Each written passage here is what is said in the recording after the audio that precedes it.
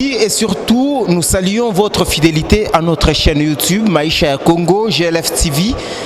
À ceux qui continuent à s'abonner, nous vous disons merci. Nous sommes devant vous avec un nouveau numéro.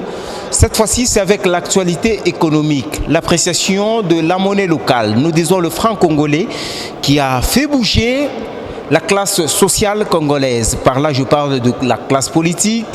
Le Congolais lambda s'est posé de multiples questions et l'appréciation est partie de 2800 francs 1 dollar jusqu'à 2000 francs 1 dollar à ce jour. Alors, je reçois Maître Monfils Mutombo, chercheur en droit économique de l'Université de Lubumbashi, avec qui nous allons essayer d'analyser cette question. Maître Monfils, merci de répondre à notre rendez-vous de ce jour.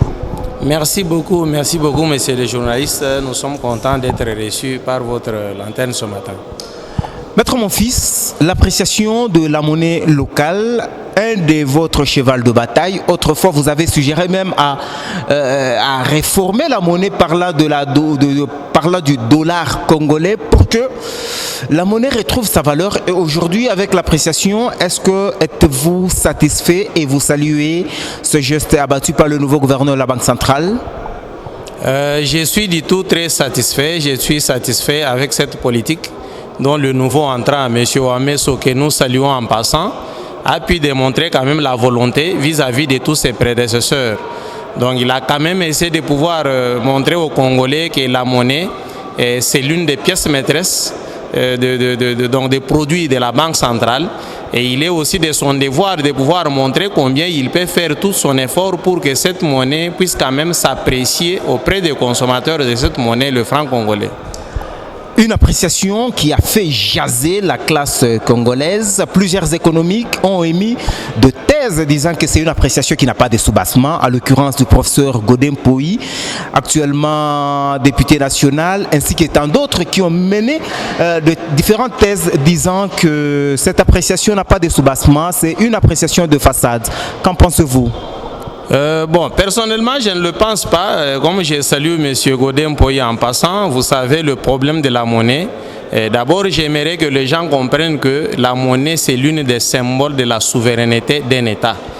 Qui dit État souverain doit avoir sa monnaie propre, il doit avoir son hymne national, il doit avoir son emblème. Donc la question de la monnaie ne doit pas être abordée au hasard. Mais moi, je suis un peu estomaqué de voir un professeur tel que Godin Poyi qui est en train de pouvoir critiquer l'appréciation de la monnaie congolaise. Là, je suis en train de me demander, est-ce par manque de pouvoir lire chaque jour, puisqu'on se retrouve dans un pays où il y a des grands professeurs, aussitôt qu'il est professeur, il ne lit pas encore beaucoup des ouvrages pour pouvoir s'enquérir sur la réalité de ce qui est en train de se passer sur la recherche scientifique. Pourquoi je dis cela? Dans chaque pays du monde, vous allez voir que chaque monnaie a toujours tendance à s'apprécier ou soit à se déprécier. C'est un exercice normal pour une monnaie dans chaque pays.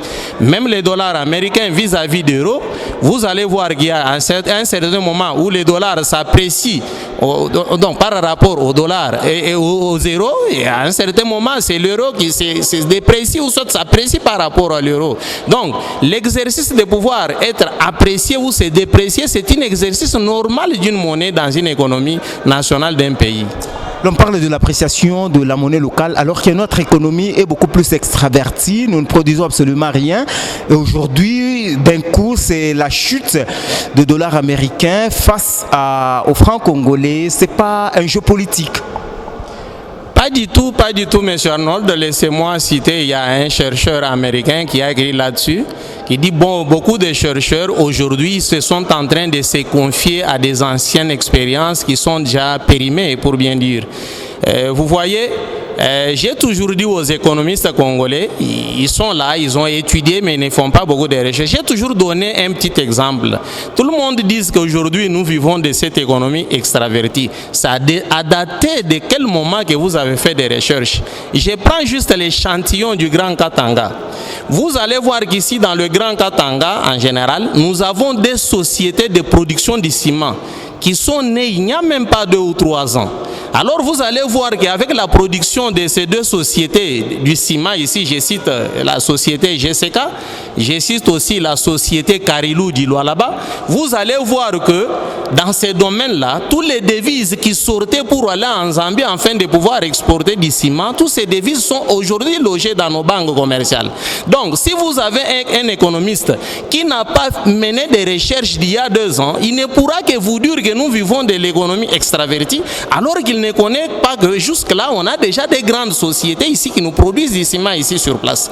Donc, si vous vous entellez sur cette recherche, vous allez voir qu'il y a beaucoup d'entreprises qui ont acquis ici, en RDC, il y a 2 ans, 3 ans, et qui contiennent beaucoup de devises, qui fait que beaucoup de devises qui sortaient aujourd'hui sont logées dans nos banques commerciales. C'est un élément de plus qui devait faire que notre monnaie puisse s'apprécier. Pourquoi à l'époque passée, moi j'avais proposé qu'on puisse aller même à créer les dollars congolais, puisque j'avais remarqué qu'il y a quand même des entreprises qui sont nées ici il y a 2 ans, 3 ans. Il y a beaucoup d'entreprises. À Kinshasa, il y a une entreprise qui produit déjà des carreaux ici sur place au Congo. Toutes ces entreprises, dès qu'ils naissent dans un pays, cela font que les devises qui sortaient sont maintenant logées dans nos banques commerciales. Mais il n'y avait pas toujours une appréciation de notre monnaie. C'est pourquoi j'avais poussé mes pensées loin pour proposer que si tel est le cas, il y a un problème de manque de confiance dans notre monnaie locale. Donc il faudrait que notre État puisse prendre tout le courage de pouvoir carrément créer une autre monnaie et de monétiser cette monnaie ici. Vous voyez ce que moi je dis. Donc à ce jour, disons, il y a la confiance qui est renée entre la monnaie locale et le congolais. La confiance est née et j'aimerais encore, j'insiste là-dessus, sur les économistes qui chantent jour et nuit que nous vivons de l'économie extravertie, ignorant qu'aujourd'hui la RDC est le premier producteur mondial du cuivre. Donc à cela devait normalement influencer l'appréciation de notre monnaie. C'est pourquoi j'ajoute encore à cela la création des entreprises du ciment, de la cimenterie qui sont ici dans le Grand Katanga, qui devaient aussi constituer, qui devaient quand même influencer l'appréciation de notre monnaie. Mais aujourd'hui, si vous avez un économiste qui vous chante jour et nuit que nous vivons de l'économie extravertie, laissez-moi vous dire, il s'en tient à une expérience périmée dont il n'a pas le temps de pouvoir faire la lecture réelle de tous les chercheurs dans des universités qui sont en train de mener des recherches il y a 1 année, il y a 2 ans. Maître, mon fils, la monnaie s'apprécie sur le terrain, alors qu'il n'y a pas l'impact aussi assez visible sur le marché par rapport aux produits de première nécessité. Comment analysez-vous cela aujourd'hui? Est-ce qu'il faut-il que le gouvernement s'implique davantage ou cela c'est l'apanage maintenant de la société civile? Bon, le problème aussi c'est un problème d'éducation. Jusque-là, dans un État, quand il y a une monnaie qui s'apprécie, normalement, cela devait influencer sur le prix des biens de première nécessité. Mais il y a aussi un problème. Quand la monnaie nationale s'apprécie vis-à-vis d'une monnaie étrangère, c'est-à-dire le pouvoir d'achat est redonné à ce peuple qui sont propriétaires de cette monnaie. Quitte à ce peuple-là de ne pas en abuser avec ce pouvoir d'achat. Je vous donne l'exemple, M. Arnold. Vous avez un $100 avec lequel vous échangez à 2800, tel que vous venez de le dire. Et tantôt là, vous échangez ça à 2000 ou 2100. Comment voulez-vous comprendre que la même personne qui avait 280 000 puisse aller acheter un produit ou un sac de riz qui coûtait 50 000 toujours à 50 000? Là, c'est un problème. Il faudrait que la personne détenteur de ce pouvoir d'achat puisse savoir comment utiliser ce pouvoir d'achat. C'est-à-dire, dès que vous vous tenez devant un vendeur, vous devez entamer des discussions avec lui pour lui dire non, je vous achetais il n'y a pas longtemps à 50 000 alors qu'aujourd'hui la monnaie s'est appréciée. Je ne pense pas que je peux vous acheter à 50 000. Je crois que vous n'emmènerez jamais un commerçant qui va vous vendre au prix que vous allez solliciter, puisque c'est vous qui avez le pouvoir d'achat et non pas celui qui vous vend le produit de première nécessité. C'est ça le problème. C'est l'appel à la conscience, si je comprends bien, c'est l'appel à la conscience des Congolais de pouvoir revendiquer leurs droits. Effectivement, l'appel à la conscience, si je vous rappelle bien, même le ministre du Plan, monsieur le Dikab Nyembwe, ils ont tenu une réunion récemment dans les conjonctures économiques. Il en a même rappelé aux fonctionnaires de l'État. Quand on vous paye votre salaire, souvenez-vous qu'on vous a remis le pouvoir d'achat. Puisque quand vous aviez autrefois 280 000 qui représentaient $100 et aujourd'hui les 280 000 représentent $120, à vous qui allez sur le marché de pouvoir savoir utiliser votre pouvoir d'achat d'achat qu'on vous a remis. J'ose croire que les Congolais se comportent comme un monsieur à qui on a donné 100 $, mais dès qu'il arrive sur le marché, on lui dit non, vous n'avez pas un billet de 100 $, vous avez un billet de 10 $. Vous voyez? Or, c'est ça le comportement d'un commerçant. Un commerçant, dès qu'il est devant son acheteur, il essaye de se comporter de toutes les manières à faire beaucoup de bénéfices. Mais c'est toi qui as ce pouvoir d'achat qui doit normalement user de ce pouvoir qu'on t'a remis. Maître Monfils, vous êtes chercheur en droit économique. Où allons-nous avec cette appréciation dite des façades? L'appréciation n'est pas dite des façades. Vous avez suivi le gouverneur de la Banque centrale, tel que je l'ai toujours dit aussi. Normalement, la monnaie nationale doit s'apprécier tout comme il peut se déprécier. Mais à un certain moment, nous les Congolais, nous étions habitués à une dépréciation successive. Vous voyez? Aujourd'hui, c'est Ouamesso qui arrive. Il essaye quand même de pouvoir habituer aux Congolais de comprendre qu'une monnaie peut se déprécier tout comme la monnaie peut s'apprécier. C'est là où je vois que le bas blesse. Vous êtes en face des Congolais, les politiques de surnom, les économistes, mais qui ne sont pas contents quand ils voient leur monnaie s'apprécier, M. Arnold. Ça, c'est tiquant. C'est un peu tiquant.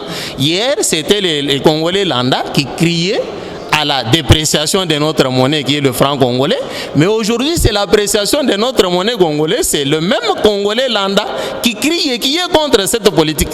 Or, laissez-moi vous dire, la politique monétaire, c'est le prérogative exclusif de la Banque centrale. Tu vois, c'est la Banque centrale qui définit la politique monétaire. Laissez-moi vous dire, puisque je comprends tout le monde en parle, mais ce ne sont pas tous les économistes qui maîtrisent sur le marché d'échange. Puisqu'aujourd'hui, M. Ouamesso a essayé de pouvoir réglementer le marché d'échange. Le marché d'échange, bien sûr, c'est une branche de l'économie, mais ce n'est pas tout économiste qui maîtrise le marché d'échange. Pour maîtriser le marché d'échange, fréquentez d'abord les cambistes de la rue, et posez-leur la question pour savoir, quand ils ont un 100 $, comment est-ce qu'ils en gagnent les bénéfices là-dedans. Mais si vous posez à chaque économiste, ils ne vous diront pas comment un cambiste peut gagner avec les 100 $, comment il peut gagner 100 $, faire que ça soit 101, 102. Donc c'est un marché très complexe, mais moi je remercie d'abord et je félicite M. Ouamesso puisqu'il est venu, il a compris comment fonctionne le marché d'échange et il est en train d'habituer les Congolais à pouvoir faire confiance à notre monnaie. Ça, j'insiste. Dès qu'on fait confiance en sa monnaie, la monnaie peut s'apprécier. Ce n'est pas lié seulement à l'offre et la demande. Mais l'offre, la demande peut aussi se créer en fonction de la confiance dont le peuple eux-mêmes font confiance à leur monnaie. Maître Monfils, je crois que c'est une question qui va nous demander plusieurs numéros. Je crois que ça c'est le premier numéro. Nous tendons déjà vers la fin de notre entretien. Le message direct à tous les opérateurs économiques, aux économistes face à notre monnaie. Le message que moi je m'adresse plus particulièrement aux consommateurs de la monnaie qui sont d'abord les citoyens lambda, puisque aujourd'hui c'est d'eux que cela concerne. Un opérateur économique a toujours eu la soif de faire beaucoup de bénéfices. Dès qu'il voit qu'il est en train de vendre un produit, peut-être qu'il vendait hier 10 $, aujourd'hui il comprend que les 10 $ équivaut à 22 000, il peut maintenir le prix de 28 000 d'il y a 5 mois. Mais toi le consommateur qui va pour aller acheter ces produits, mets-toi déjà dans ta tête que les 10 $ d'hier, aujourd'hui c'est 22 000. Faites votre discussion avec votre vendeur jusqu'au point que vous puissiez les convaincre à comprendre que les 10 $ d'il y a 5 mois, aujourd'hui c'est 22 000.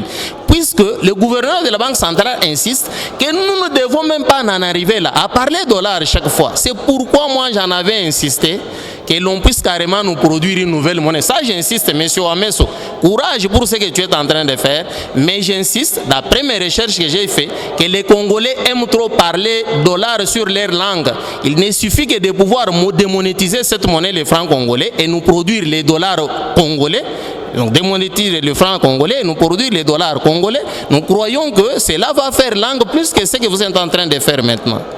Maître Monfils, nous vous disons merci. C'est moi qui vous remercie, M. Arnold. Nous disons merci à tous les téléspectateurs. Restez fidèles et abonnez-vous massivement à toutes nos plateformes. Merci surtout de votre confiance.